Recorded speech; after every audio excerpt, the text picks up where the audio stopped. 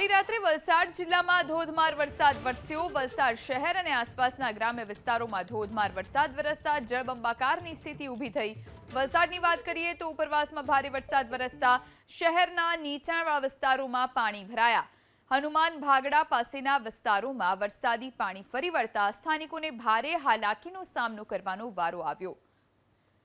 તો વલસાડમાં વરસાદી માહોલ છે। મોડી રાત્રે વલસાડ જિલ્લામાં ધોધમાર વરસાદ ખાબક્યો। વલસાડ શહેર અને જે ગ્રામ્ય વિસ્તારો છે આસપાસના આ તમામ વિસ્તારોમાં ધોધમાર વરસાદ થતા જળબંબાકારની સ્થિતિ ઊભી થઈ। મોડી રાત્રે વલસાડ જિલ્લામાં ધોધમાર વરસાદ વરસ્યો। વલસાડ શહેર અને આસપાસના ગ્રામ્ય વિસ્તારોમાં ધોધમાર વરસાદ વરસતા જળબંબાકારની સ્થિતિ ઊભી થઈ।